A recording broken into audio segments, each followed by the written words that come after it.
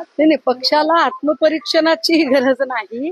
फक्त काय होतं ना, की पक्ष नेतृत्वांचा जो साधेपणा आहे, त्या साधेपणाचा गैरफायदा नक्की घेतला जातो.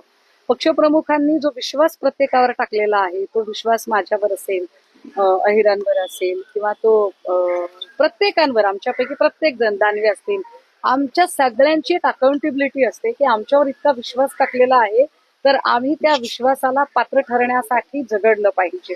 पण तो विश्वास आमच्यावर दाखवलेला असतानाही जर आमच्याकडनं चुका होत असतील, तर अशा वेळेला आम्ही काय करतोय याचं अकाउंटिंग पक्षाकडून झालं पाहिजे, असं नक्की वाटतं. इन्क्लुडिंग मी, माझ्या सकट प्रत्येकाच्या, म्हणजे आम्ही कुणाला भेटतो, आम्ही नेमकं काय करतो, आम्ही कुठल्या ऍक्टिव्हिटीज मध्ये भाग घेतो, ह्या सगळ्या गोष्टींचं अकाउंटिंग झालं पाहिजे.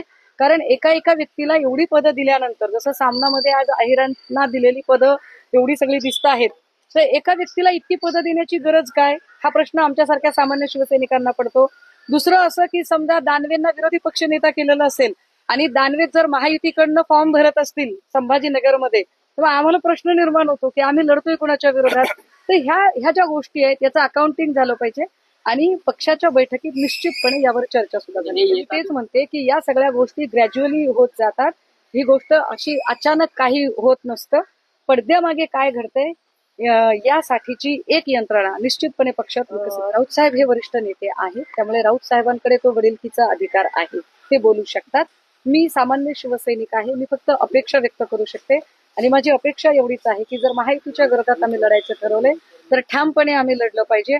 आमच्यातले काही लोक जर महायुतीकडनं फॉर्म भरत असतील किंवा महायुतीला सबमिसिव्ह असं राजकारण करत असतील किंवा आम्ही सभागृहाच्या बाहेर मोठमोठे मुद्दे उचलतोय आणि ते मुद्दे जर सभागृहात उचलले जात नसतील, तर तिथे शंका घेण्याला वाव असतो.